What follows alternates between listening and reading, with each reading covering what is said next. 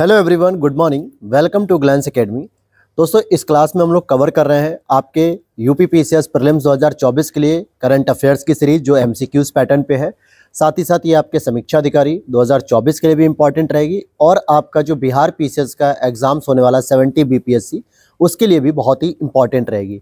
इससे पहले आप लोगों को एक सलाह दूंगा कि अगर आप लोगों ने घटनासार अर्धवार्षिकी के हैंड रिटन शॉर्ट नोट्स की क्लासेस ना देखी हो या फिर आई दृष्टि ईयरली जो सितंबर 2023 से सितंबर 2024 तक की करंट अफेयर्स थी, उन दोनों ही करंट अफेयर्स की प्लेलिस्ट आपको मैंने प्रोवाइड करा रखी है यूट्यूब पे। हैंड रिटन शॉर्ट नोट्स में सारे इंपॉर्टेंट टॉपिक को मैंने कवर किया है, उस क्लास को जरूर देख लीजिए। और अगर आप उस क्लास को पूरा कंप्लीटली देख लेते हो, उसके बाद ये आपकी 990 प्लस एमसीक्यूज की जो सीरीज चल रही है, इनको अगर आप कर लोगे तो उसके बाद आपको करंट अफेयर्स की कहीं से भी कोई दिक्कत नहीं आएगी।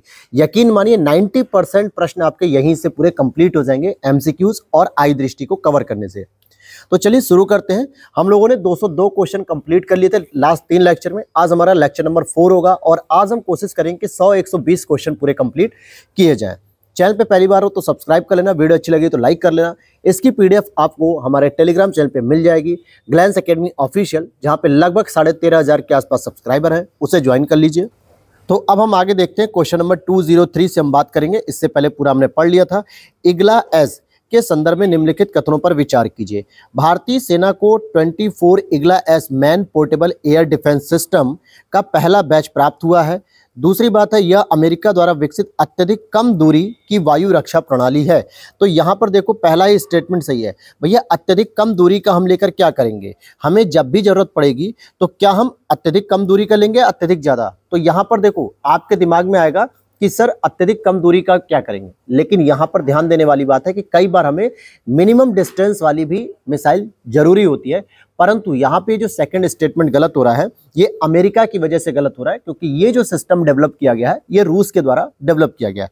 व्याख्या को अगर हम पढ़ लेते हैं एक एक करके, तो यहाँ पर आप देखोगे यह रूस के द्वारा विकसित अत्यधिक कम दूरी की वायु रक्षा प्रणाली है। इसलिए पहला स्टेटमेंट गलत है, क्योंकि अमेरिका नहीं बल्कि दूसरा गलत है, क्योंकि रूस ने इसको तैयार किया है। बाकी यह क्रूज मिसाइलों, ड्रोन जैसे हवाई लक्ष्यों की पहचान करके इन्हें निशाना बना सकता है। आगे देखते हैं, क्वेश्चन नंबर 204 देख लेते हैं। हाल ही में भारत को अपने दूसरे विदेशी बंदरगाह सितवे को संचालित करने का अधिकार प्राप्त हुआ, जो कि म्यांमार में स्थित है। बिल्कुल, ये भी मैंने आपको पता था कि सितवे कालादान मल्टी मॉडल जो तैयार किया गया है, ट्रांजिट रूट के साथ साथ पोर्ट तैयार किया गया है। साथ ही साथ यह इरावदी नदी के मुहाने पर स्थित है, जो बंगाल की खाड़ी में गिरती है। तो पहला स्टेटमेंट सही है, दूसरा नहीं, क्योंकि कालादान नदी के मुहाने पर स्थित है, इसीलिए इसको कालादान मल्टी मॉडल भी कहा जाता है। कालादान म्यांमार की ही नदी है, भारत की नहीं, म्यांमार की नदी है, लेकिन उसी के मुहाने पर है, इरावदी की नहीं। माना कि इरावदी, साल्विन ये 2 प्रमुख नदियां हैं म्यांमार की, लेकिन कालादान भी वहां की एक प्रमुख नदी है, जिसके मुहाने पर सितवे बंदरगाह को तैयार किया गया। अब यहाँ पे एक क्वेश्चन और आपके दिमाग में आना चाहिए कि सर अगर ये दूसरा हमारा विदेशी बंदरगाह है जिस पे भारत को कंट्रोल मिला है, तो पहला कौन सा है? पहला है आपका चाबहार पोर्ट का जो बेहस्ती बंदरगाह है, बेहस्ती वाला पोर्ट है, वो 10 साल के लिए भारत को मिल गया और वो भारत का पहला जो है कि मतलब दुनिया का पहला ऐसा पोर्ट हो गया, बंदरगाह हो गया, जिसपे भारत का पूर्ण तरीके से नियंत्रण हुआ। 10 साल तक भारत उसे संचालित करेगा, अपने अकॉर्डिंग ऑपरेट करेगा। और दूसरा आपका सितवे वाला हो गया। तो यहाँ पर आपको जरा ये भी समझना जरूरी है कि ऐसे ही नहीं विश्व के जो है कि कोई भी बंदरगाह भारत को दे दिए जाएंगे, किसी भी देश को, क्योंकि चाबहार पोर्ट हो गया चाहे सितवे बंदरगाह हो गया, दोनों में ही भारत ने आधे से अधिक पूंजी लगाई थी। जितना ईरान ने लगाई या जितना म्यांमार ने लगाई अपने यहाँ बंदरगाह में, उतनी ही या उससे ज्यादा भारत ने भी उसमें साझेदारी की थी। तो जब हम किसी भी प्रोजेक्ट में पार्टनरशिप यूज करते हैं या साझेदार होते हैं, तो हमें भी उस पर अथॉरिटी मिलती है। तो ऐसा नहीं कि बेहस्ती बंदरगाह 10 साल के बाद किसी और को मिलेगा, किसी और को नहीं बल्कि ईरान को मिलेगा, 10-12 साल वो यूज करेगा, फिर हम यूज करेंगे। ठीक इसी प्रकार से सितवे बंदरगाह को पहले हम यूज कर रहे हैं, फिर उसके बाद म्यांमार यूज करेगा। तो इस तरीके की सारी अथॉरिटीज चलती रहती है, ये सारी चीजें एग्रीमेंट में लिखी होती है। क्वेश्चन नंबर नेक्स्ट देख लेते हैं। यहाँ पे देखो, यहाँ पे ये चीज लिखी हुई भी है जो मैं आपको बता रहा था कि ईरान में स्थित चाबहार भारत का पहला विदेशी बंदरगाह हो गया। नेक्स्ट है, विश्व के पहले डाक टिकट कॉपर टिकट 2000 के 250वें स्थापना वर्ष का समारोह कहाँ आयोजित किया गया? तो भारत में किया गया। बिहार के पटना जीपीओ ने विश्व के पहले डाक टिकट कॉपर टिकट के लॉन्च के 150वें वर्ष का जश्न मनाया। यह डाक टिकट पटना से जारी किया गया। यहाँ पे 150वां होना चाहिए था, 250 नहीं, ठीक है। आगे बात करेंगे ऑनलाइन आधार एटीएम सेवा। ये क्या है, किस बैंक ने लॉन्च किया? तो ऑनलाइन आधार एटीएम बैंक सेवा या एटीएम सेवा कह सकते हो, तो इंडियन पोस्ट पेमेंट बैंक, ये आपका हो जाएगा इंडियन पोस्ट पेमेंट बैंक। पहले आपने देखा होगा कि जो आपके पोस्ट ऑफिस है, इन्हीं को देखा जाए तो गांव-गांव की कनेक्टिविटी पहुंचाने के लिए इनको बहुत बड़ा माध्यम माना जाता है। हर जगह आपको पिन कोड मिलता है। तो भारत सरकार ने जब ये प्रयास किया कि भाई वित्तीय समावेशन में लोगों को जोड़ा जाए, तो पहला उन्होंने बहुत बड़ा एक कामगार जो योजना लॉन्च की, उसको कहते हैं जनधन योजना, जिसमें हर एक व्यक्ति को खाता ओपन किया गया। लेकिन कुछ ऐसे भी क्षेत्र थे जहां तक बैंक पहुंच ही नहीं पाई, गांव के दूर दराज के क्षेत्रों में, जहां पे 10 खातेदार मिलेंगे और बैंक को इंफ्रास्ट्रक्चर लगाना पड़ेगा ज़्यादा, तो उससे नुकसान ज़्यादा हो रहा था। इसीलिए वहां पे जो पोस्ट ऑफिस स्टैब्लिश थी पहले से ही, क्योंकि पोस्ट ऑफिस की सिस्टम पूरे भारत में स्टैब्लिश है, उसको ही भारत सरकार के द्वारा इंडियन पोस्ट पेमेंट बैंक के रूप में कन्वर्ट कर दिया गया। तो वही ये बैंक है जिसने ऑनलाइन आधार एटीएम सेवा दे दी है। यह नकदी की तत्काल आवश्यकता है और बैंक और एटीएम जाने का समय नहीं है, तो India post payment bank online Aadhaar ATM सेवा का उपयोग करके अपने घर से आराम से नकदी प्राप्त कर सकते हैं। अपने घर से कहने का मतलब आसपास का जो पोस्ट ऑफिस है वहां तक तो जाओगे ना, आपके घर में थोड़े मशीन आ जाएगी। तो कहने का मतलब जैसे कई बार होता है, एटीएम भी हमसे 2-4 किलोमीटर की दूरी पे होते हैं, बैंक भी हमसे 10-12 किलोमीटर की दूरी पे होते हैं। जनरली गांव में एटीएम कहाँ होते हैं? नहीं होते हैं। लेकिन एटीएम की जगह आपको पोस्ट ऑफिस मिल जाएगी गाँव में, या तो आपके गाँव में होगा या पड़ोस वाले गाँव में होगा, तो वहां जाके आप पैसा निकाल सकते हो। नेक्स्ट है, भारतीय सेना ने संयुक्त सैन्य अभ्यास डस्टलिक किस देश के साथ किया था? तो डस्टलिक की बात करेंगे तो ये भारत और उज्बेकिस्तान के बीच में होता है। कुछ सैन्य अभियान ऐसे होते हैं जो फिक्स होते हैं, जो किन्हीं देशों के बीच होते हैं। जैसे अगर धर्म गार्जियन हो जाए या वीर गार्जियन हो जाए, तो जब गार्जियन वर्ड लग जाए तो भारत और जापान का संबंध देखने को मिलेगा वहां पे। यहां देखेंगे 15 से 28 अप्रैल 2024 तक भारत और उज्बेकिस्तान संयुक्त सैन्य डस्टलिक का 5वां संस्करण उज्बेकिस्तान के टर्मेज जिले में किया गया, और ये लेटेस्ट ही घटनाक्रम है, ज्यादा पुराना नहीं है। नेक्स्ट देखते हैं, ब्लू ओरिजिन के आगामी NS-25 mission New Shepard mission के तहत भारतीय पायलट गोपी थोटाकुरा को अंतरिक्ष यात्रा करने वाले 6 क्रू सदस्यों में शामिल किया गया था। अब यहाँ पे जरा समझना फिर से, ये भी मैंने आपको करंट अफेयर्स पढ़ाया था कि ब्लू ओरिजिन के आगामी NS-25 मिशन में, यानी न्यू शेपर्ड मिशन जिसे कहते हैं, इसके तहत भारतीय पायलट गोपी थोटाकुरा को अंतरिक्ष यात्रा करने वाले 6 क्रू सदस्यों में शामिल किया गया। तो ये बात बिल्कुल सही है। मैंने आपको बताया भी था कि पर्यटन अंतरिक्ष यात्री के रूप में गोपी थोटाकुरा क्या होंगे? पहले होंगे। लेकिन अगर हम पर्यटन वर्ड को हटा दें, केवल स्पेस में जाने वाले दूसरे भारतीय यात्री हों, क्योंकि इससे पहले राकेश मोहन ऑलरेडी जा चुके हैं। ये याद आ रहा होगा आपको, करंट अफेयर्स के टॉपिक में मैंने पढ़ाया था। यदि यह मिशन सफल रहा तो थोटाकुरा अंतरिक्ष के टूरिस्ट के रूप में जाने वाले पहले भारतीय नागरिक बन जाएंगे, साथ ही वे अंतरिक्ष में जाने वाले दूसरे भारतीय भी होंगे। तो यहाँ पे दोनों ही सही होगा, क्योंकि पहले भारतीय विंग कमांडर राकेश शर्मा जी रह चुके। मैंने राकेश मोहन बोला, राकेश शर्मा कर लीजिएगा। क्वेश्चन नंबर 209 है, भारतीय थल सेना ने राजस्थान के पोखरण फायरिंग रेंज में man portable anti tank guided missile का फील्ड परीक्षण किया, और इस हथियार प्रणाली को स्वदेशी रूप से DRDO द्वारा डिजाइन और विकसित किया गया है। तो यहाँ पे दोनों ही बातें सही हो जाएंगी।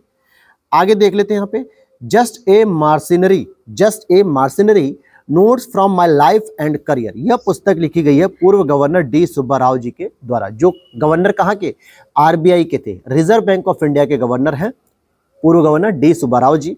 यूरोपीय मानवाधिकार न्यायालय ने पहली बार जलवायु संकट संबंधी मामले में किस देश के विरुद्ध फैसला सुनाया है? तो यूरोपीय मानवाधिकार, जो यूरोपीय यूनियन होता है ना, उसमें कई सारे बॉडीज होती हैं। यूरोपीय काउंसिल होती है, यूरोपीय मिनिस्टर होती है, यूरोपीय बैंक होता है, यूरोपीय यूनियन होता है। तो उसमें भी कई सारे संस्थाएं होती हैं, जिसमें एक यूरोपीय ह्यूमन राइट्स की होती है। और उसकी जो कोर्ट ने थी पहली बार जलवायु संकट से संबंधित मामले में किस देश के विरुद्ध मामला सुना है? तो इसको अगर हम देखेंगे तो ये हो जाएगा फ्रांस से। तो फ्रांस में यूरोपीय मानवाधिकार न्यायालय ने एक ऐतिहासिक फैसला सुनाया और पाया कि जलवायु संकट से पर्याप्त रूप से निपटने में स्विट्जरलैंड की विफलता मानवाधिकारों का उल्लंघन है। तो यहाँ पे अब आप देखोगे क्वेश्चन आपको फंसाएगा, यहाँ ऑप्शन में आएगा स्विट्जरलैंड, ठीक है, क्योंकि फ्रांस में स्थित है वो न्यायालय। न्यायालय कहाँ पे स्थित है? फ्रांस में स्थित है। लेकिन उसने जो निर्णय दिया वो किसके खिलाफ दिया? तो स्विट्जरलैंड के खिलाफ दिया। अगला प्रश्न है, पृथ्वी का सबसे बड़ा digital camera legacy survey of space and time का निर्माण किसने किया है? तो USA ने किया है। नेक्स्ट आपका प्रश्न देखते हैं कि राष्ट्रपति द्रौपदी मुर्मू जी ने कैंसर के इलाज के लिए भारत की पहली स्वदेशी रूप से विकसित CAR टी सेल थेरेपी, इसको हम लोग इस तरीके से बोलते हैं, CAR टी सेल थेरेपी के बारे में बात करेंगे। तो इसी का शुभारंभ किया, बिल्कुल सही है। और इसे प्रौद्योगिकी संस्थान बॉम्बे यानी IIT बॉम्बे और टाटा मेमोरियल अस्पताल के समन्वय से विकसित किया गया। तो दोनों ही बातें सही हैं और इसको IIT बॉम्बे के कैंपस में रखा गया है। तो ये हो जाएगा आपका सी ऑप्शन करेक्ट हो जाएगा। अच्छा, CAR-T का मतलब क्या होता है? तो इसका अर्थ होता है chimeric antigen receptor T cell therapy हो जाएगा। टी सेल की हम बात क्यों कर रहे हैं? क्योंकि आपको पता है कि जो WBC होती है उसमें जो आपकी बॉडी को इम्यूनोटाइज करती है, मतलब आपकी बॉडी को जो प्रतिरक्षा प्रणाली उसको मजबूत करती है, उसमें लिम्फोसाइट्स होती है, उसमें टी सेल जो होती है, टी लिम्फोसाइट्स, वो सबसे इंपॉर्टेंट होती है। अब यहां पर हम आगे देख लेते हैं। नेक्स्ट प्रश्न है, IIT जोधपुर के शोधकर्ताओं ने एक नैनो सेंसर विकसित करने में कामयाबी हासिल की है। यह नैनो सेंसर हमारे शरीर के विभिन्न कोशिकाओं को नियंत्रित करने वाले प्रोटीन के एक समूह साइटोकाइन्स का शीघ्र ही पता लगा सकेगा। तो अब इस पर विचार कर लेते। तो यहाँ पर तो देखो दोनों ही आंसर सही हैं कि ये आपका जो नैनो सेंसर होगा वो शरीर की जो विभिन्न कोशिकाओं को नियंत्रित करने वाला जो प्रोटीन होता है ना, साइटोकाइन्स, इसका पता लगा सकेगा। और साथ ही साथ IIT जोधपुर के छात्रों ने इसको विकसित किया। दोनों स्टेटमेंट सही है यहाँ पे। अगर हम साइटोकाइन्स की बात करें तो ये आपके ऊतक क्षति की मरम्मत, कैंसर के विकास का पता लगाने और प्रतिरक्षा प्रतिक्रियाओं को मजबूत करने में महत्वपूर्ण भूमिका निभाते हैं। नेक्स्ट प्रश्न है कि प्रधानमंत्री नरेंद्र मोदी जी किस पूर्व प्रधानमंत्री के बाद अमेरिकी पत्रिका न्यूज वीक के कवर पर छपने वाले भारत के दूसरे प्रधानमंत्री बन गए हैं? तो इससे पहले इंदिरा गांधी जी को अमेरिका की जो पत्रिका है बहुत फेमस है न्यूज वीक, उसके फ्रंट पेज पे यानी कवर पेज पे जो है कि पोस्ट किया गया था, और इस बार नरेंद्र मोदी जी को किया गया है। तो इंदिरा गांधी जी को 1966 के अंक के कवर पर दिखाया गया था 1966 में, जब वो प्रधानमंत्री बनी थी। क्योंकि 64 में प्रधानमंत्री बने थे लाल बहादुर शास्त्री जी, जब हमारे जवाहरलाल नेहरू जी की आकस्मिक मृत्यु हो गई थी। लेकिन लाल बहादुर शास्त्री जी का भी 2 साल में ही निधन हो गया, 66 में ही। और उसके बाद 66 में पहली गूंगी गुड़िया के नाम से के कामराज और मोरारजी देसाई के सहयोग से इंदिरा गांधी जी को प्राइम मिनिस्टर बनाया गया। उस समय के कामराज चाहते थे और मोरारजी देसाई चाहते थे कि हम पूरी सरकार, यानी कि पूर्ण सरकार का मतलब जब नई लोकसभा गठित होगी तो पूर्ण सरकार में हम नए प्रधानमंत्री की दावेदारी करेंगे। बचे हुए कार्यकाल के लिए तो बेहतर होगा कि हम किसी गूंगी गुड़िया को बैठा देते हैं, और इंदिरा गांधी जी को इन्होंने बैठा दिया। लेकिन गूंगी गुड़िया कब आयरन लेडी में कन्वर्ट हो गई ये उन्हें खुद भी नहीं पता चला। और फिर मोरारजी देसाई जी को सरकार मिलती है कब? जनता पार्टी के नाम से 77 में चुनाव में, तब जाके सरकार मिलती है, लगभग 10 साल बाद। उन्हें ये उम्मीद भी नहीं थी कि गूंगी गुड़िया इतनी खतरनाक हो जाएगी। चलिए बात आगे करते हैं, बहुत बड़ी स्टोरी है ये तो। अगर आप पॉलिटी और हिस्ट्री के इंटरेस्टेड होंगे एस्पिरेंट तो आपको पता होगा।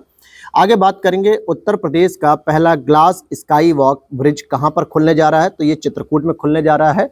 चित्रकूट के तुलसी यानी सबरी झरना में उत्तर प्रदेश के पहले ग्लास स्काई वॉक ब्रिज का निर्माण किया जा रहा है। भगवान राम के धनुष और तीर की तरह दिखने वाले आकर्षण पुल का निर्माण 3.70 लगभग 3.5 करोड़ रुपए की लागत से कोदंड वन क्षेत्र में किया जा रहा है। ये जो ग्लास स्काई वॉक ब्रिज क्या होता है, आप लोगों ने बहुत सारा साउथ कोरिया में, चाइना में, जापान में देखा होगा कि शीशे का एक पुल बना होता है, नीचे बहुत बड़ी घाटी होती है, झरना होता है, उस पे लोग चलते हैं और देखने पे ऐसा लगता है कि नीचे अगर ये शीशा टूट गया तो हम गिर जाएंगे और मर जाएंगे। तो वही ग्लास स्काई वॉक होता है। आगे देखते हैं, हाल ही में GI टैग प्राप्त तिरंगी बर्फी उत्तर प्रदेश के किस शहर से संबंधित है? तो ये आपके वाराणसी से संबंधित है। मैंने बताया था कि जब हमारे उत्तर प्रदेश के टोटल 75 GI टैग हो चुके हैं, तो लेटेस्ट अभी अगस्त तक का डेटा था कि 6 GI टैग और मिले थे यूपी को, और जिसमें बनारस की तिरंगी बर्फी भी शामिल थी, बरेली का भी शामिल था, और आपके हापुड़ में जो पिलखुआ आता है वहाँ का भी जो है कि प्रोडक्ट शामिल था। तो अलग अलग क्षेत्रों का, बरेली का भी था। तो इस तरीके से टोटल 75 GI टैग हमारे यूपी को प्राप्त हो चुके हैं पहले नंबर पे। दूसरे नंबर पे आपका 58 GI टैग के साथ तमिलनाडु आता है। यहाँ पर बात कर लेंगे इसकी कि वर्तमान स्थिति के अनुसार उत्तर प्रदेश में कुल 75 उत्पादों को GI टैग प्राप्त है, जिसमें से सर्वाधिक उत्पाद आपके वाराणसी से है। ये भी प्रश्न बन सकता है कि उत्तर प्रदेश में किस जिले को सर्वाधिक GI टैग मिला है। एक और प्रश्न अगर मैं बात करूं कि जो GI टैग देता है वो कौन देता है दोस्तों? वाणिज्य और उद्योग मंत्रालय के द्वारा दिया जाता है, क्योंकि वाणिज्य उद्योग मंत्रालय के अंतर्गत एक विभाग होता है भौगोलिक संकेतक के नाम से, उसके द्वारा ये प्रदान किया जाता है। तो मंत्रालय कौन हो गया? वाणिज्य उद्योग मंत्रालय।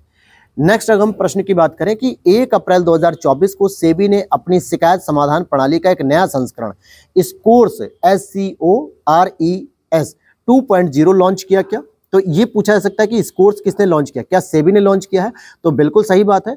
दूसरा अगर हम देखते हैं, इसमें निवेशकों की शिकायतों के निवारण के लिए कम और समान समय सीमा सुविधा होगी, जो शिकायत प्राप्त होने की तारीख से 21 कैलेंडर दिन का है, मतलब 21 दिन के अंदर जो है कि उसका समाधान प्राप्त हो जाना चाहिए। तो ये दोनों ही बातें सही हो जाएंगी। नेक्स्ट अगर हम बात करें, भारत का गवर्नमेंट ई मार्केट GEM जिसे हम कहते हैं पोर्टल सार्वजनिक खरीदारी के लिए विश्व का तीसरा सबसे बड़ा ई कॉमर्स प्लेटफॉर्म बन गया है। पहले स्थान पे कोरिया के ऑनलाइन ई प्रोक्योरमेंट सिस्टम है और दूसरे स्थान पे सिंगापुर का GEBIZ पोर्टल है। तो यहाँ पे दोनों ही बातें सही हैं। देखो GEM जो होता है गवर्नमेंट ई मार्केट होता है। अब इसका मतलब क्या कि इस पे कोई पब्लिक, आम पब्लिक कोई प्रोडक्ट नहीं खरीदती, आपका कोई तेल मसाला लहसुन नहीं बिकता है। यहाँ पे वो सारे प्रोडक्ट बिकते हैं जो गवर्नमेंट ऑफिस में या गवर्नमेंट इंस्टीट्यूट में यूज किए जाते हैं। फॉर एग्जाम्पल, अगर आपके कोई गवर्नमेंट ऑफिस है, वहां पे अगर कोई एसी है, कोई पंखा है, कोई रिमोट है, कोई टीवी है, कोई भी इलेक्ट्रॉनिक गैजेट हो या फर्नीचर वगैरह भी हो, सब कुछ यहीं से मिलेगा। इससे क्या होगा, सरकार की जितनी भी खरीद हो रही है उसकी पूरी जानकारी होगी, पूरा ब्यौरा होगा और इस तरीके से भारत तीसरे नंबर पे दुनिया में जो सबसे अधिक यहाँ से सारा का सारा प्रोडक्ट खरीद रहे हैं। उससे क्या होगा कि करप्शन भी नहीं हो पाएगा। अब यहाँ पर अगर हम बात करें, इसकी जो शुरुआत की गई थी गवर्नमेंट ई मार्केट प्लस पहल की 9 अगस्त 2016 को भारत सरकार की वाणिज्य और उद्योग मंत्रालय के द्वारा शुरू की गई थी यह पहल। हाल ही में जारी विश्व साइबर अपराध सूचकांक 2024 में शीर्ष पर कौन सा देश है जहां पे सबसे अधिक साइबर के अपराध हो रहे हैं? तो रूस हो जाएगा। भारत साइबर अपराध में 10वें स्थान पर है। पहले स्थान पे रूस, दूसरे पे यूक्रेन, तीसरे पे चाइना और चौथे पे अमेरिका। ये टॉप 4 देश है जहां पे साइबर क्राइम सबसे ज्यादा हो रहा है। अभी भी इनकी अपेक्षा भारत जो है कि सिक्योर है। उसके पीछे रीजन क्या है? हम बहुत मजबूत थोड़े हैं कि सिक्योर हो रहे हैं। उसके पीछे रीजन बस यही है कि हमारे यहाँ अभी टेक्नोलॉजी उतनी अच्छे से ग्रो नहीं कर पाई है, गांव-गांव तक टेक्नोलॉजी नहीं पहुंच पाई है, इसीलिए साइबर क्राइम भी कम हो रहे हैं। साइबर क्राइम वहीं पर तो अधिक होंगे जहां पे टेक्नोलॉजी ज्यादा होगी। आप देखो अमेरिका, चाइना, रसिया में क्या है, टेक्नोलॉजी बहुत अधिक है, सारी चीज डिजिटल है, तो वहां पे साइबर क्राइम भी इजीली हो जा रहा है। भारत में अभी डिजिटल बहुत पीछे है, हम बहुत ही रेवोल्यूशनरी नहीं हुए हैं, इसीलिए अभी हमारे यहाँ साइबर क्राइम भी कम हुआ है। नेक्स्ट अगर हम बात करेंगे, हाल ही में किस संस्थान ने श्री राम लला का सूर्य तिलक किया है? सूर्य तिलक का मतलब क्या होता है? प्रत्येक दिवस, यानी ऐसा जो है कि श्री राम भगवान की मूर्ति को एस्टैब्लिश किया गया है कि उनके माथे पर डायरेक्टली 12 बजे जो है कि सूर्य की किरणें आके चमकती हैं। लेकिन किस तरीके से पूरा साइंटिफिक टेम्परामेंट है, साइंटिफिक तरीके से उसको तैयार किया गया है, तो ये किस इंस्टीट्यूट के द्वारा किया गया है यही पूछा जा रहा है। तो ये हो जाएगा आपका D option, Indian institute of astrophysics, क्योंकि यही लोग करेंगे। नेक्स्ट अगर हम इसकी व्याख्या देख लेते हैं तो 17 अप्रैल 2024 को सूर्य तिलक कार्यक्रम के अंतर्गत चैत्र मास में अयोध्या के राम मंदिर में श्री राम नवमी के अवसर पे दोपहर 12 बजे श्री राम लला के माथे पर सूर्य तिलक किया गया। तो सूर्य तिलक का मतलब था कि सूर्य की किरणें डायरेक्ट भगवान श्री राम के माथे पर पड़ती हैं। नेक्स्ट अगर हम पुस्तक देखते हैं कि किस प्रसिद्ध लेखक ने नाइफ और harrowing tale of resistance and fight for the free speech, तो इसके बारे में लिखा है कि किस तरीके से हम जो है कि फ्री स्पीच के लिए संघर्ष कर रहे हैं। तो ये पुस्तक आपकी सलमान रश्दी साहब की है और यह पुस्तक आपकी 2022 में जो है कि लॉन्च की गई थी। नेक्स्ट आपकी क्वेश्चन है 223 यानी 223 नंबर पे, अंडमान एवं निकोबार में सोमपेन जनजाति के सदस्यों ने 26 अप्रैल 2024 को पहली बार अपने मताधिकार का प्रयोग किया और अंडमान एवं निकोबार में केवल 2 लोकसभा सीटें हैं। यहीं पे देखो गलत हो जाएगा, क्योंकि लोकसभा सीट की अगर मैं बात करूं तो यूनियन टेरिटरीज जितनी भी है, हमारे यहाँ कितनी यूनियन टेरिटरीज है? टोटल 8 है, जिसमें से आपको सबसे अधिक लोकसभा सीट देखने को मिलेगी दिल्ली में। कितनी सीटें मेरे दोस्त है? दिल्ली में 7 लोकसभा सीट है। दूसरे नंबर पे आपको जम्मू कश्मीर में देखने को मिलेगी जहां पे 5 लोकसभा सीट है और बाकी सभी में 1-1 लोकसभा सीटें हैं। तो लोकसभा में अगर आप लक्षद्वीप देख लो, अंडमान देख लो, पुदुचेरी देख लो, इन सब में तो 1-1 लोकसभा सीटें हैं भैया। तो इसीलिए दूसरा स्टेटमेंट गलत हो गया, केवल पहला ही आपका सही हो जाएगा। यहां आप देख सकते हो अंडमान निकोबार में केवल 1 लोकसभा सीट है। आगे प्रश्न देखते हैं, भीषण सूखे की स्थिति और भीषण गर्मी के कारण कर्नाटक की लक्ष्मण तीर्थ नदी पूरी तरह सूख गई है। बिल्कुल सही, यह भी मैंने पढ़ा था आपको। और लक्ष्मण तीर्थ नदी कर्नाटक में कृष्णा नदी की एक सहायक नदी है क्या? अब यहाँ पे आप बताओ कृष्णा की है या गोदावरी की है? ये आपको व्याख्या में देखने को मिल जाएगा कि ये आपको कावेरी की सहायक देखने को मिलेगी। कर्नाटक में कावेरी की सहायक नदी है, इसीलिए केवल पहला ही सही होगा, दूसरा वाला गलत है कि कृष्णा नहीं बल्कि कावेरी की वो सहायक नदी है। आगे देखते हैं, इसरो के अनुसार भारत के द्वारा मलबा मुक्त अंतरिक्ष का निर्माण करने का लक्ष्य कब तक रखा गया? 2030 तक। इसरो ने कहा है कि हम 2030 तक इस तरीके की टेक्नोलॉजी डेवलप कर लेंगे कि हम कचरा मुक्त यानी मलबा मुक्त स्पेस कर देंगे। हम जितना भी रॉकेट लॉन्च करेंगे, जितने भी हम पेलोड लॉन्च करेंगे, जितने भी हम सैटेलाइट लॉन्च करेंगे, उनको हम 2030 तक ऐसी टेक्नोलॉजी बना लेंगे कि जब तक उनका कार्य रहेगा तब तक तो अपना कार्य करते रहेंगे। जैसे ही उनका टाइम पीरियड कंप्लीट हो जाएगा सैटेलाइट का, 2 साल, 10 साल, 15 साल, उसके बाद हम उस टेक्नोलॉजी का प्रयोग करके क्या करेंगे? उसे पृथ्वी के वायुमंडल में प्रवेश करा के उसको जला के नष्ट कर देंगे, यानी स्पेस को खाली कर देंगे। तो ये एक नई टेक्नोलॉजी का इनोवेशन 2030 तक भारत सरकार के द्वारा किया गया है, इवन की इसरो के द्वारा। और इसरो के अध्यक्ष एस सोमनाथ ने 16 अप्रैल 2024 को यह घोषणा की थी कि भारत का लक्ष्य 2030 तक मलबा मुक्त अंतरिक्ष का निर्माण करना है। आगे प्रश्न देखते हैं यहाँ पे, किस ग्रह के चंद्रमा यानी कि जो उपग्रह होता है उसे भी हम चंद्रमा यानी मून कहते हैं, कैलिस्टो पर ओजोन के प्रमाण मिले हैं, जिसमें बर्फीले आकाशीय पिंडों पर रासायनिक प्रक्रियाओं के अंतर्दृष्टि का पता चलता है। तो ये बृहस्पति हो जाएगा। भारत में पहली बार अरुणाचल प्रदेश के टेल वैली वन्यजीव अभ्यारण्य में नेप्थिस फिलियरा नामक एक दुर्लभ तितली प्रजाति खोज गई है और टेल वैली वन्यजीव अभ्यारण्य अरुणाचल प्रदेश के डिब्रूगढ़ जिले में स्थित है। तो यहाँ पर दोनों ही स्टेटमेंट आपके क्या होंगे? सही होंगे, गलत होंगे? तो पहला वाला तो सही है, लेकिन दूसरा क्यों गलत है? क्योंकि ये जो टेल वैली है ये वन्यजीव अभ्यारण्य अरुणाचल प्रदेश के डिब्रूगढ़ जिले नहीं बल्कि सुबनसिरी जिले में स्थित है। ठीक है, सुबनसिरी जिले में। आगे बात करेंगे, मेनिंजाइटिस के खिलाफ नया टीका पेश करने वाला दुनिया का पहला देश कौन सा बन गया है? तो ये नाइजीरिया बन गया, जो कि एक अफ्रीकी कॉन्टिनेंट का देश है। WHO के द्वारा ये दवाई अनुशंसित भी थी और इस टीके का नाम है MEN5CV, MEN5V इसको हम कह सकते हैं, कॉन्जुगेट वैक्सीन ये इसकी होगी। तो यहाँ पर अगर हम देखना चाहेंगे कि मेनिंजाइटिस क्या होता है, तो एक संक्रमण होता है जो मस्तिष्क और रीढ़ की हड्डी को घेरने वाली एक जो झिल्ली होती है ना, जिससे वो उसको कवर किया जाता है, उसमें स्वेलिंग आ जाती है, सूजन आ जाती है, और इन झिल्लियों को ही मेनिंजाइटिस कहा जाता है, जो आपके ब्रेन को कवर करती है, रीढ़ की हड्डियों को कवर करती है, जो प्रोटेक्शन देती है, सुरक्षा प्रदान करती है। तो इसमें जब स्वेलिंग आ जाती है ना तो फिर पेन होने लगता है, इसी को मेनिंजाइटिस भी कहा जाता है। आगे देखते हैं, अगले प्रश्न को देखते हैं 29 नंबर को। केरल में अदानी समूह के विजिंगम पोर्ट को भारत के पहले ट्रांसशिपमेंट पोर्ट के रूप में संचालित करने की मंजूरी मिल गई है और यह भारत का पहला पूर्ण विकसित गहरे पानी का ट्रांसशिपमेंट बंदरगाह भी होने जा रहा है। तो यहाँ पे दोनों ही बातें सही हैं, इसलिए सी ऑप्शन आपका करेक्ट हो जाएगा।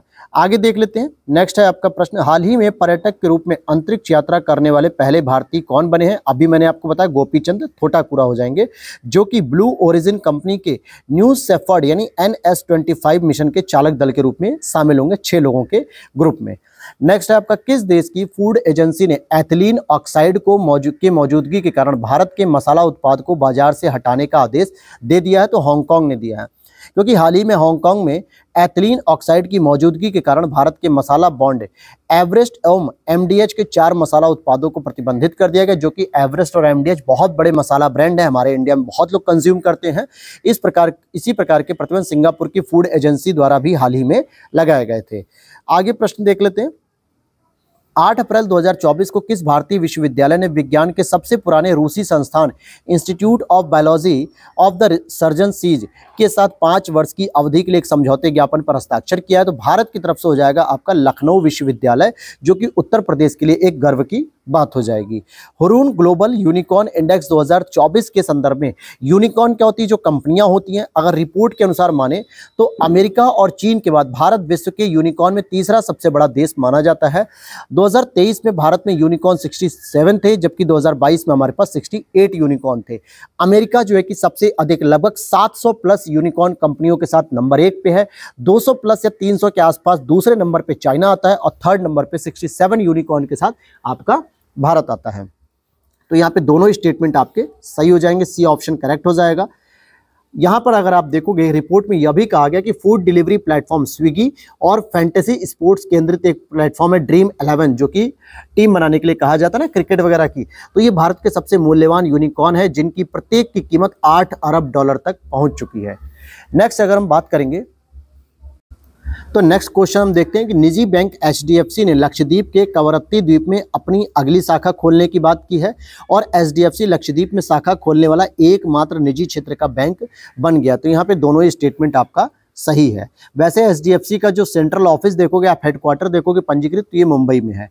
नेक्स्ट अगर हम बात करते हैं, सौर ऊर्जा मॉड्यूल निर्माता कंपनी इंडोसोल सोलर ने पहली पूरी तरह से एकीकृत क्वार्टजाइट से सोलर मॉड्यूल विनिर्माण परियोजना के प्रारंभिक चरण में पीवी मॉड्यूल का उत्पादन कहां पे शुरू किया है?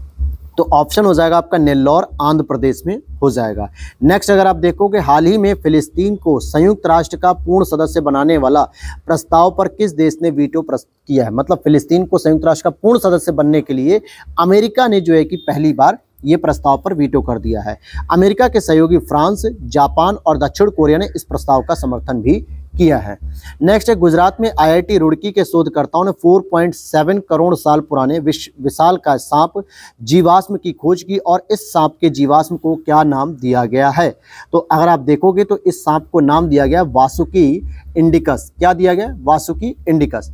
नेक्स्ट है, एसबीआई लाइफ इंश्योरेंस ने इंडेक्सेशन मतलब कि आइडेक्शन कह सकते हो एक्स का पहला संस्करण लॉन्च किया है और इसका उद्देश्य देश भर में बिजनेस स्कूलों के युवा दिमागों को जीवन बीमा समाधानों में नवीनता लाने के लिए प्रोत्साहित किया जाए। ये जो बिजनेस स्कूल का मतलब हो गया, जो मैनेजमेंट वाले स्कूल होते हैं, बिजनेस स्कूल होते हैं, इनमें जो बच्चे पढ़ते हैं इनके युवा दिमाग यानी कि जो यूथ है उनको जोड़ने के लिए प्रयास किया जाएगा।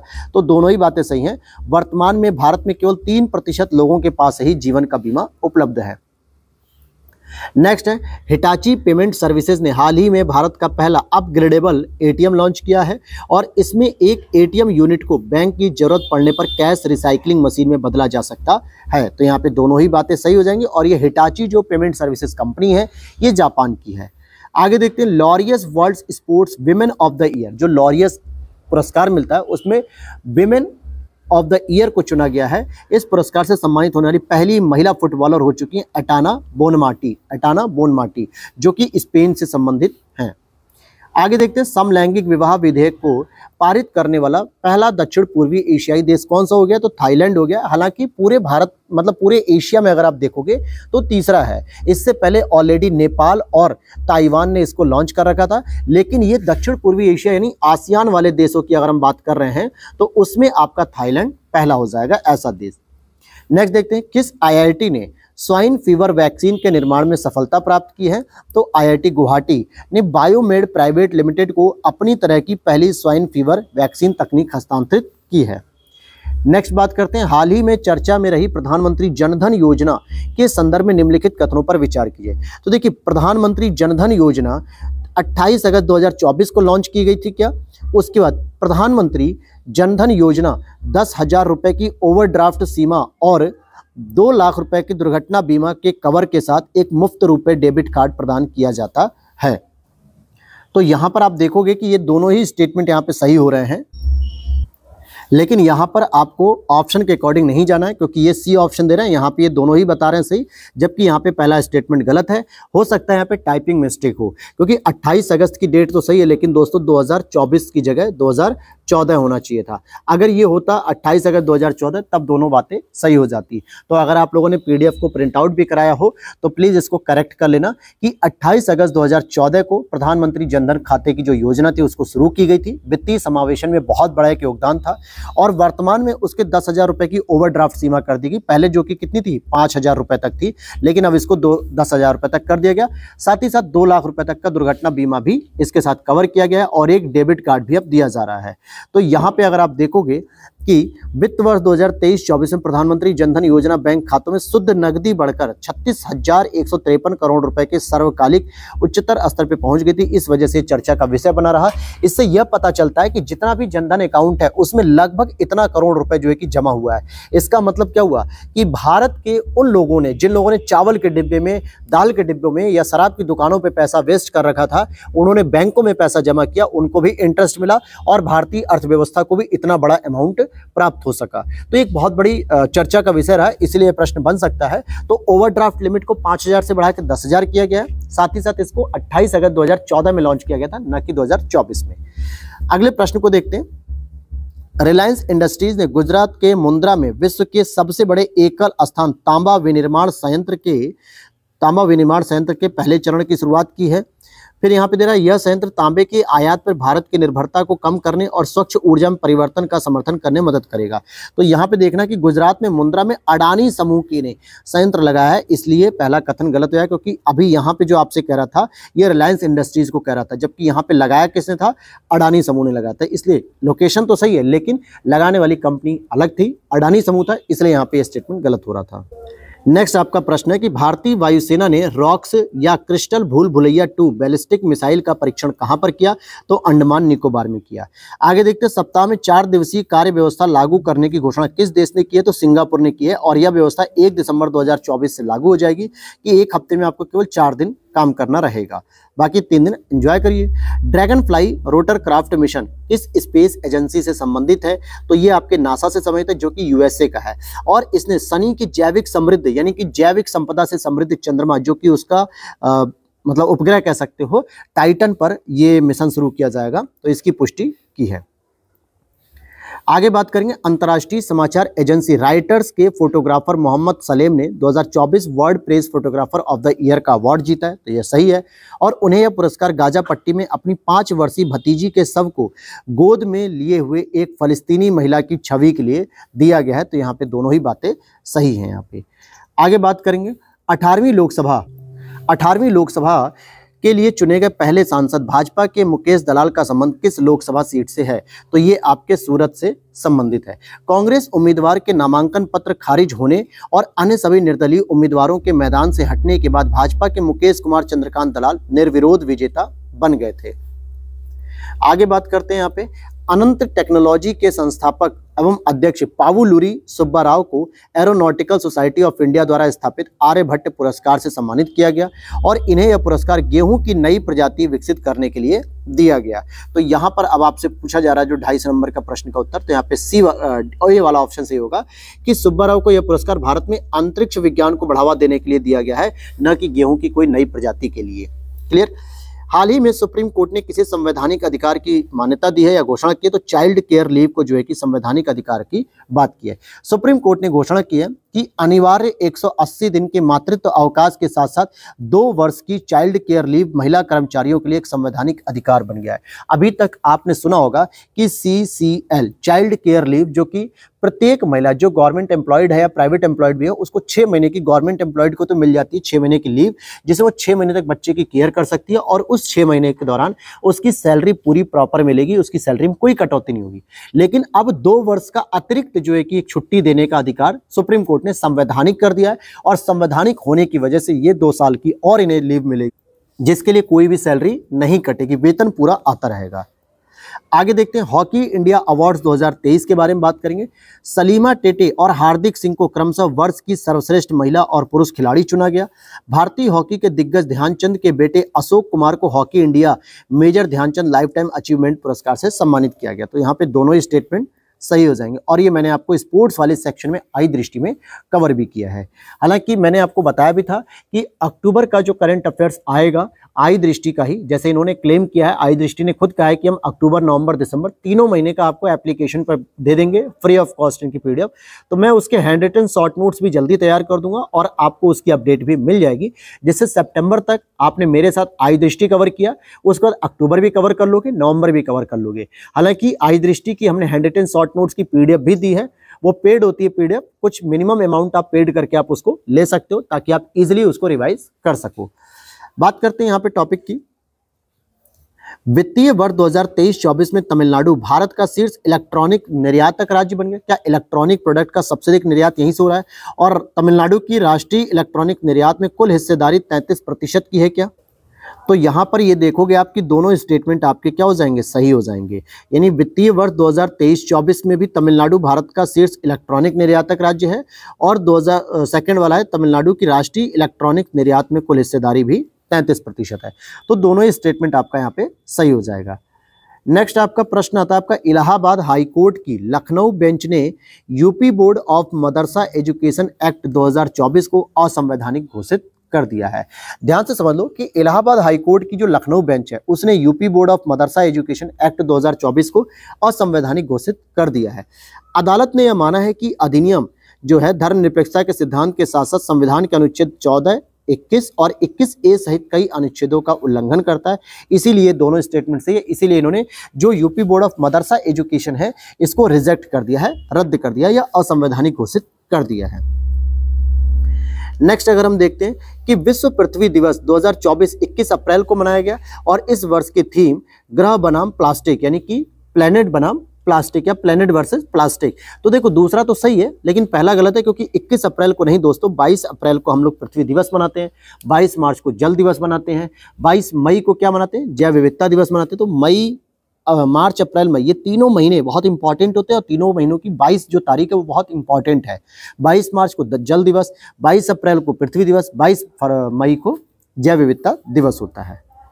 आगे देखते हैं हम यहाँ पे सिप्री रिपोर्ट के बारे में कि सिप्री की नवीनतम रिपोर्ट के अनुसार 2023 में वैश्विक सैन्य खर्च में 6.8% की वृद्धि देखने को मिली है। क्या फिर आगे और भी बातें पढ़ते हैं कि इस रिपोर्ट के अनुसार भारत विश्व का तीसरा सबसे ज्यादा सैन्य खर्च करने वाला देश बन गया। तो सेना के ऊपर सबसे ज्यादा खर्च करने वाला भारत तीसरा नहीं है दोस्तों, बल्कि चौथा देश रहेगा। तो पहला स्टेटमेंट तो सही है कि भाई 2023 में मतलब कि संयुक्त राज्य अमेरिका, चीन और रूस के बाद भारत वर्ष 2023 में रक्षा के लिए $83.6 बिलियन आवंटित करके विश्व का चौथा सबसे बड़ा देश बन गया है, जो कि सबसे अधिक सेना पे खर्च करता है। और हमारे बजट में भी अगर आप देखो कि यूनियन बजट जो आता है वहां पे सबसे अधिक जो पैसा खर्च किया था वो डिफेंस मिनिस्ट्री को दिया जाता है, रक्षा मंत्रालय को दिया जाता है। नेक्स्ट अगर हम बात करते हैं अंतर्राष्ट्रीय श्रम संगठन की भारत रोजगार रिपोर्ट 2024 के अनुसार भारत में कितने प्रतिशत अभी भी एजुकेशनल अनएम्प्लॉयमेंट है, यानी कि शिक्षित लोग हैं लेकिन बेरोजगार घूम रहे हैं। तो 65.7%। और ये बहुत बड़ा आंकड़ा है, बहुत चौंकाने वाली ये रिपोर्ट है। भारत में माध्यमिक या उच्च शिक्षा प्राप्त बेरोजगार युवाओं की हिस्सेदारी 2000 में 35.2% थी, जो बढ़कर 2022 में लगभग 65.2% के आसपास हो गई है। अब यहाँ पर देखते हैं पहला परमाणु शिखर सम्मेलन ब्रसेल्स बेल्जियम में संपन्न हुआ। शिखर सम्मेलन में शुद्ध शून्य उत्सर्जन तक पहुंचने के लिए और सतत विकास को बढ़ावा देने के लिए परमाणु ऊर्जा के उपयोग पर चर्चा की गई है। तो यहाँ पे दोनों ही बातें सही हैं। नेक्स्ट अगर हम बात करेंगे कि भारतीय वायुसेना ने उत्तर प्रदेश के आगरा में भीष्म पोर्टेबल क्यूब्स यानी कि जो हॉस्पिटल है, जो पोर्टेबल हॉस्पिटल है भीष्म हॉस्पिटल के नाम से, इसका पोर्टेबल अस्पताल का परीक्षण आगरा में किया गया। बिल्कुल पैरासूट टेक्नोलॉजी से किया गया था और भीष्म पोर्टेबल क्यूब से प्रोजेक्ट भीष्म नामक व्यापक पहल का एक हिस्सा है। तो यहाँ पे दोनों ही बातें सही हो जाएंगी। अब यहाँ पर अगर आप देखोगे कि इसे त्वरित प्रतिक्रिया और व्यापक देखभाल पर जोर देते हुए 200 हताहतों तक के इलाज के लिए तैयार किया गया भारत हेल्थ इनिशिएटिव फॉर सहयोग हित एंड मैत्री। क्वेश्चन नंबर 260 नंबर को देखते हैं कि किस चैनल ने मई 2024 में एआई एंकर क्रिस और एआई भूमि को लॉन्च किया। तो डीडी किसान चैनल ने किया था, जो कि ये 2015 में मोदी जी के द्वारा इस चैनल को शुरू किया गया, डीडी किसान चैनल को। और इन्होंने 2024 में अभी 9वां जो है कि अपना स्थापना वर्ष मना रहे थे, 9वें साल का, कि 9 साल इनको कंप्लीट हो गए। इसी दौरान उन्होंने क्या किया कि पहली बार ऐसा हुआ कि इन्होंने एआई आधारित एंकर को शुरू किया, जिसमें एक का नाम क्रिस है और एक का नाम भूमि है। क्लियर। आगे बात करते हैं, हाल ही में भारत ने one nation one air space के लिए कौन सा मिशन लॉन्च किया। तो one nation one air space के लिए मिशन ईशान लॉन्च किया है। भारत के मिशन ईशान का लक्ष्य नागपुर से नियंत्रित 4 उड़ान सूचना क्षेत्रों को एक में ही एकीकृत करके हवाई यातायात प्रबंधन को केंद्रीकृत करना है। भारत के किस राज्य की ई रिक्शा चालक आरती को यूके के महिला सशक्तिकरण पुरस्कार से सम्मानित किया गया है। तो ये आपके उत्तर प्रदेश की हैं ई रिक्शा चालक, जो कि उत्तर प्रदेश के बहराइच जिले की हैं शायद, हाँ बहराइच की है ये। और इनको कहाँ पे सम्मानित किया गया, लंदन में सम्मानित किया गया था एक पुरस्कार समारोह के दौरान। यहाँ पे लिखा हुआ भी है कि उत्तर प्रदेश के बहराइच जिले की 18 वर्षीय महिला ई रिक्शा चालक आरती को यूनाइटेड किंगडम के राजा चार्ल्स तृतीय द्वारा अमल क्लूनी महिला सशक्तिकरण पुरस्कार से सम्मानित किया गया। और यहाँ पे जो बहराइच की जिला मजिस्ट्रेट एक महिला हैं, उन्होंने भी जो है कि बहुत बड़ा योगदान इस क्षेत्र में दिया है। आगे प्रश्न करेंगे हम, कन्नौज के भगौली गांव में उत्तर प्रदेश का पहला सस्टेनेबल अरोमा क्लस्टर लॉन्च किया गया है। तो कन्नौज नहीं है दोस्तों, वो है आपका बाराबंकी, जो कि कहाँ पे है, लखनऊ के पास है। लखनऊ के पास एक सटा हुआ जिला है ना बाराबंकी, वहाँ पे है। और क्लस्टर में उच्च उपज देने वाली पुदीना की किस्म को लगाया गया है और यह पौधों की कीटों बीमारियों सहित जैविक तनाव के प्रति प्रतिरोधी है। तो बिल्कुल दूसरा तो सही है दोस्तों, क्योंकि पहला गलत है, कन्नौज में नहीं है बल्कि ये बाराबंकी के भगौली गाँव में उत्तर प्रदेश का पहला सस्टेनेबल अरोमा क्लस्टर लॉन्च किया गया है। यह क्लस्टर संपूर्ण राज्य में किसानों के लिए एक मॉडल के रूप में काम करेगा और इस अवसर पे पुदीने का तेल निकालने के लिए सौर ऊर्जा से चलने वाली इकाइयों का भी उद्घाटन किया गया है। तो यहाँ पे जितने भी प्लांट लगाए जाएंगे ना, वो सारे के सारे प्लांट मेडिसिनल होंगे, मतलब कि सभी में कोई ना कोई औषधि का गुण होगा। जैसे तुलसी हो गया, पुदीना हो गया, पेपरमिंट हो गया, तो इस तरीके के पौधे वहाँ पे लगाए जाएंगे। नेक्स्ट देखते हैं, हाल ही में किसे पुरुष T20 वर्ल्ड कप 2024 का ब्रांड एम्बेसडर नियुक्त किया गया था? तो शाहिद अफरीदी जी को। हालांकि 4 लोगों को नियुक्त किया गया था, लेकिन इसमें शाहिद अफरीदी का नाम दिया हुआ है तो ऑप्शन में, तो हमने उसे लगा लिया। अदरवाइज शाहिद अफरीदी से पहले युवराज सिंह, क्रिस गेल और जमैका के धावक हुसैन बोल्ट को भी पुरुष T20 वर्ल्ड कप 2024 का ब्रांड एम्बेसडर नियुक्त किया जा चुका है। तो टोटल 4 लोग थे। भारत की तरफ से युवराज सिंह थे, वेस्ट इंडीज की तरफ से क्रिस गेल, पाकिस्तान की तरफ से शाहिद अफरीदी और जमैका के धावक हुसैन बोल्ट, जिनका रिकॉर्ड है बहुत सारे, तो उनको दिया गया था। और विश्व कप की जो मेजबानी थी संयुक्त रूप से वो वेस्ट इंडीज और यूएसए राज्य के द्वारा 1 से 29 जून 2024 तक की गई थी। नेक्स्ट अगर हम मूवी का एक पुरस्कार है कांस फिल्म फेस्टिवल में all we imagine as light के लिए ग्रैंड पिक्स पुरस्कार किसने जीता था? तो पायल कपाड़िया ने जीता और ये पहली भारतीय मूल की महिला होंगी जिन्होंने इस प्रकार का जो है कि पुरस्कार जीता। कांस फिल्म फेस्टिवल में अनुसुईया सेनगुप्त ने अपनी फिल्म सेमलेस के लिए सर्वश्रेष्ठ अभिनेत्री का पुरस्कार भी जीता और वहीं चिदानंद नाइक ने film sunflower were the first to know ने सर्वश्रेष्ठ लघु फिल्म के लिए भी लास्ट नाइफ पुरस्कार को जीता था। अब यहाँ पर देखो और अगला प्रश्न देखते हैं कि उत्तराखंड पर्यटन विकास बोर्ड ने लोगों को व्यापक खगोल पर्यटन का अनुभव प्रदान करने के लिए एक नई पहल नक्षत्र सभा शुरू करने हेतु एक प्रमुख खगोल पर्यटन कंपनी स्टार स्केप्स के साथ साझेदारी की है। और नक्षत्र सभा 1 जून से लेकर 3 जून 2024 के मध्य जॉर्ज एवरेस्ट मसूरी उत्तराखंड में आयोजित की जाएगी। तो केवल 3 दिन के लिए यह आयोजित की गई थी, उत्तराखंड मसूरी में की गई थी और नक्षत्र सभा के नाम से था, जो एक तरीके से क्या होगा, लोगों को खगोलीय संबंधित जो है कि पूरी एक जर्नी दिखाएगा कि किस प्रकार की जर्नी रहती है। तो सी ऑप्शन यहाँ पे सही हो जाएगा। नेक्स्ट है आपका, किस देश ने विश्व का पहला 100% biodegradable pen note pen launch किया है? तो ये भारत ने ही किया है। नई दिल्ली में सौरभ मेहता ने विश्व का पहला पूर्णतः बायोडिग्रेडेबल पेन पेश किया और ये पूरी तरीके से लकड़ी का पेन बना हुआ था। Oxford economic global cities index 2024 में भारत में कौन सा शहर शीर्ष स्थान पे रहा? Oxford economic global cities index में तो शीर्ष स्थान पे आपका दिल्ली रहता है, जबकि ओवरऑल में इसको पूरे वर्ल्ड में 350वीं रैंक मिलती है, लेकिन भारत में पहला होता है। अगर हम ओवरऑल में देखें पूरी दुनिया में तो पहली रैंक आपको न्यूयॉर्क को दी गई, दूसरी आपको लंदन को दी गई, तीसरी आपकी सेंट जोस को दी गई है। आगे देखते हैं, एक ही सीजन में 3 बार एवरेस्ट पर चढ़ने वाली पहली महिला कौन बनी? तो ये आपकी पूर्णिमा श्रेष्ठ बनी है, जो कि गोरखा नेपाल की 32 वर्षीय पर्वतारोही और फोटो जर्नलिस्ट पूर्णिमा श्रेष्ठ ही एक ही सीजन में 3 बार माउंट एवरेस्ट पर चढ़ने वाली पहली महिला बन चुकी हैं। हाल ही में बांग्लादेश और पश्चिम बंगाल में किस उष्णकटिबंधीय तूफान की चेतावनी दी गई थी? रेमल की दी गई थी और इसका नामकरण ओमान ने किया था। आगे देखते हैं, चक्रव्यूह द एस्केप रूम परियोजना के संदर्भ में निम्नलिखित कथनों पर विचार कीजिए। हरियाणा राज्य नारकोटिक्स कंट्रोल ब्यूरो ने चक्रव्यूह द एस्केप रूम नामक एक अग्रणी परियोजना शुरू की है और इस परियोजना का मुख्य उद्देश्य किशोरों को मादक पदार्थों की लत से दूर रखना है। तो यहाँ पे इसका उत्तर हो जाएगा, ये दोनों ही स्टेटमेंट सही हो जाएंगे। यहाँ पे अगर आप पढ़ना चाहोगे कि चक्रव्यूह को गहन और इंटरैक्टिव अधिगम वाले वातावरण के माध्यम से वास्तविक जीवन की चुनौतियों का अनुकरण करने के लिए डिजाइन किया गया है। संयुक्त राष्ट्र military gender advocate of year award से किसे सम्मानित किया गया? राधिका सेन को। राधिका सेन को यह अवार्ड संयुक्त राष्ट्र शांति सैनिकों के अंतर्राष्ट्रीय दिवस 29 मई के अवसर पर संयुक्त राष्ट्र महासचिव एंटोनियो गुतरेस के द्वारा प्रदान किया गया है। एनएसजी और यूएसएसओएफ द्वारा कहां पर संयुक्त आतंकवाद विरोधी अभ्यास तर्कस का आयोजन किया गया? तो ये कोलकाता में किया गया। यानी ये भारत और अमेरिका की ये स्पेशल फोर्सेस ने तर्कस नामक अभ्यास आयोजित किया और ये तर्कस जो अभ्यास है ये आतंकवाद से लड़ने के खिलाफ है। 2024 एशियाई जिम्नास्टिक चैंपियनशिप में स्वर्ण पदक जीतने वाली पहली भारतीय महिला कौन बन गई? दीपा कर्माकर बन गई एशियाई जिम्नास्टिक में, और ये उज्बेकिस्तान के ताशकंद में यह प्रतियोगिता आयोजित की गई थी। दीपा कर्माकर त्रिपुरा से संबंधित हैं। आगे देखते हैं, महाराष्ट्र के पहले संविधान उद्यान का उद्घाटन पुणे में किया गया। देखो महाराष्ट्र का है ये पहला, देश का नहीं, क्योंकि अगर हम पूरे भारत देश की बात करेंगे तो संविधान उद्यान या संविधान पार्क सबसे पहले आपके जयपुर में ओपन किया गया था, लेकिन महाराष्ट्र राज्य का ये पहला है जिसको पुणे में ओपन किया गया। और इस पार्क को भारतीय सेना और पुनीत बालन ग्रुप द्वारा संयुक्त रूप से विकसित किया गया। तो ये दोनों ही बातें सही हैं। और यहाँ पे फंडामेंटल ड्यूटीज के जो 11 जो आपके मौलिक कर्तव्य हैं उनकी जो है कि झलक देखने को मिलती है। तो यहाँ पे आप सी ऑप्शन देखोगे, दोनों स्टेटमेंट आपके सही है। अगर पूछा जाए कि भारत का पहला संवैधानिक उद्यान यानी कि पूरे देश का, तो जयपुर राजस्थान में स्थापित किया गया था। आगे देखते हैं यहाँ पे, पेरिस ओलंपिक में भारत की पहली महिला जूरी सदस्य कौन बनी है? तो बिल्किस मीर बनी है। पेरिस ओलंपिक 2024 में शुभंकर फ्रीजियन कैप था, मसाल वाहक अभिनव बिंद्रा, ध्वज वाहक शरद कमल थे।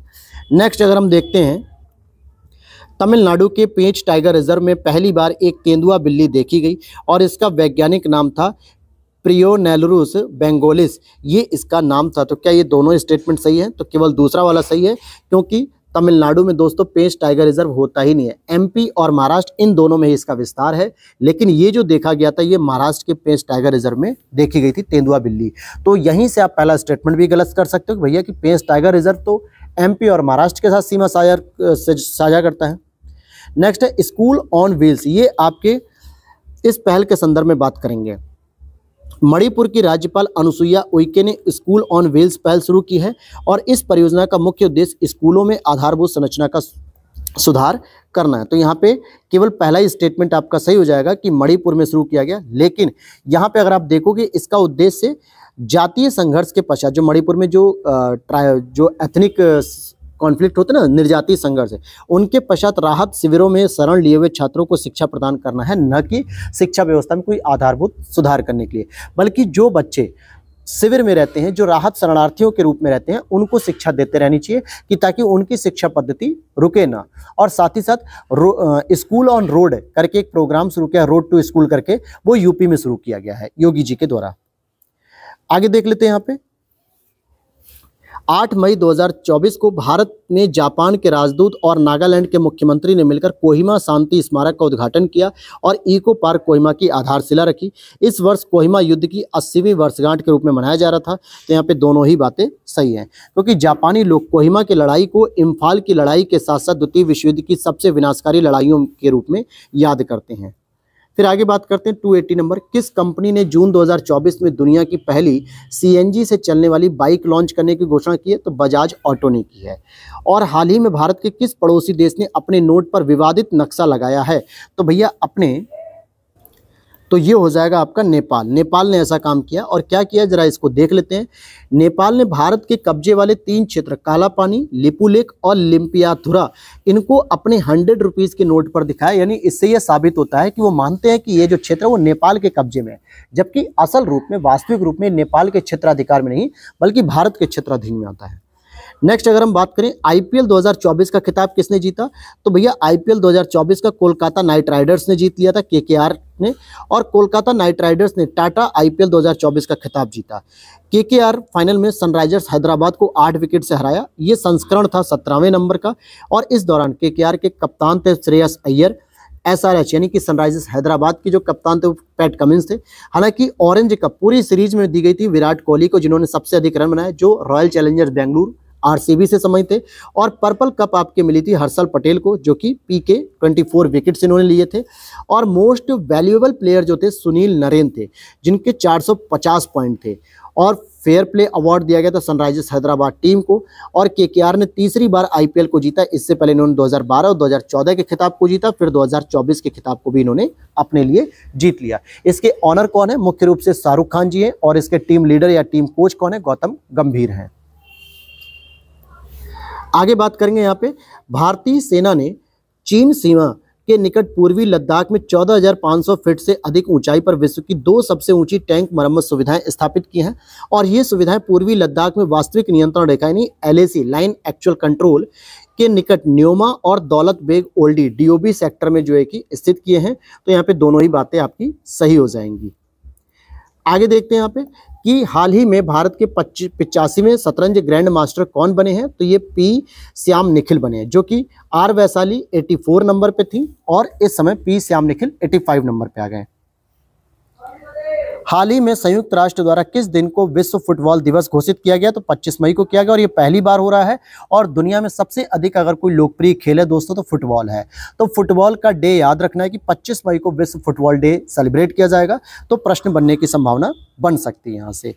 अब यहाँ पर हम आगे देखते हैं, 15 से 17 मई 2024 के मध्य कोच्चि में स्थित INS द्रोणाचार्य में भारत ऑस्ट्रेलिया इंडोनेशिया त्रिपक्षीय समुद्री सुरक्षा कार्यशाला के दूसरे संस्करण का आयोजन किया गया और कार्यशाला की थीम थी हिंद महासागर क्षेत्रीय समुद्री सुरक्षा बढ़ाने के लिए सहयोगात्मक प्रयास है। तो यहाँ पे सी ऑप्शन बिल्कुल सही हो जाएगा, दोनों ही सही है। हाल ही में किस राज्य की सेला सुरंग को देश की सबसे ऊंची सुरंग के रूप में मान्यता दी गई है, और ये सुरंग के रूप में मान्यता जो दी गई है ये आपके अरुणाचल प्रदेश में दी गई है, क्योंकि इस सुरंग का निर्माण अरुणाचल प्रदेश में किया गया। किसके द्वारा किया गया? बोर्ड मतलब कि जो BRO है, बॉर्डर रोड ऑर्गेनाइजेशन, सीमा सड़क संगठन जो है उसके द्वारा इसको निर्मित किया गया। और international book of honour England के द्वारा इस सुरंग को आधिकारिक तौर पर मान्यता दे दी गई कि ये देश की सबसे ऊंची सुरंग के रूप में जानी जाती है। यात्रा एवं पर्यटन विकास सूचकांक 2024 के संदर्भ में इस सूचकांक में भारत 119 देशों में 39वें स्थान पर है और कनाडा इस सूचकांक में शीर्ष स्थान है। तो दोस्तों कनाडा नहीं है बल्कि अमेरिका है। मैंने बताया था कि अमेरिका हर एक व्यक्ति जाना चाहता है, तो इसे संयुक्त राष्ट्र अमेरिका शीर्ष स्थान पे है इसमें, न कि कनाडा। और 39वीं रैंक आती है भारत की कि अगर मान लो किसी व्यक्ति को हम 50 लोकेशन दे दें कि भाई 50 देश है, आप इसमें कौन से देशों में सबसे पहले जाना चाहोगे, उसकी एक क्रम सेट करो, तो सबसे पहले उसकी चॉइस होगी अमेरिका, और उसके बाद जो है कि आपका स्पेन, जापान, फ्रांस, ऑस्ट्रेलिया, इस तरीके से होगा। फिर उसके बाद 39वें नंबर पर भारत आ जाएगा। किस देश के राष्ट्रपति इब्राहिम राइसी का हेलीकॉप्टर दुर्घटनाग्रस्त होने के कारण निधन हो गया, तो आकस्मिक मृत्यु इनकी ईरान के राष्ट्रपति थे। उनके साथ विदेश मंत्री हुसैन अमीर अब्दुल्लाहियन भी सवार थे। राइसी 19 मई की सुबह अजरबैजान के राष्ट्रपति इल्हाम अलीयेव के साथ एक बांध का उद्घाटन करने गए थे। अरास नदी पर बनाया तीसरा बांध है जिसे दोनों देशों ने मिलकर बनाया था, ठीक है, तो इसके उद्घाटन करने के लिए गए थे। आगे देखते हैं, पेंशन विभाग ने हाल ही में सरकारी सेवानिवृत्त लोगों के लिए किस ऑनलाइन पोर्टल को लॉन्च किया है, तो भविष्य पोर्टल को लॉन्च किया है। इसका मकसद है कि पेंशन से जुड़े सभी कामकाज का डिजिटलाइजेशन किया जा सके। इससे पेंशन शुरू करने से लेकर पेमेंट तक का सारा प्रोसेस डिजिटल हो जाएगा और भविष्य पोर्टल पर पेंशन भोगी अपने सभी जरूरी दस्तावेजों ऑनलाइन जमा कर सकते हैं और रिटायर्ड कर्मचारियों को मोबाइल या ईमेल के माध्यम से जानकारी भी मिल जाएगी कि उनकी पेंशन का क्या स्टेटस है, कि उनकी पेंशन आ गई या नहीं आई, या कब आएगी, कितने दिनों में क्रेडिट हो जाएगी, ये सारी जानकारी मिल जाएगी। तो ये पेंशन डिपार्टमेंट ने शुरू किया है।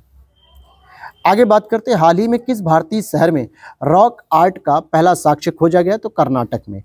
पुरातत्वविदों ने मंगलुरु शहर में रॉक आर्ट का पहला साक्ष्य खोजा है। इसमें मानव पैरों के निशान हैं जो मंदिर के पास एक प्राकृतिक पत्थर की शिला पर बनाए गए हैं। रन फॉर सन मैराथन के संदर्भ में 3 मई 2024 को अंतर्राष्ट्रीय सूर्य दिवस के अवसर पर नई दिल्ली में जवाहरलाल नेहरू स्टेडियम में रन फॉर सन मैराथन का आयोजन किया गया और इस मैराथन का आयोजन नवीन और नवीकरणीय ऊर्जा मंत्रालय द्वारा किया गया। तो दोनों ही बातें सही हैं, क्योंकि हम चाहते हैं कि जलवायु परिवर्तन को कंट्रोल करने के लिए हमें सोलर एनर्जी या नवीकरणीय ऊर्जाओं पर हमें फोकस करना चाहिए, तो इसीलिए नवीन और नवीकरणीय ऊर्जा मंत्रालय ने इसको शुरू किया। अब आगे देखते हैं यहाँ पे 293 प्रश्न को।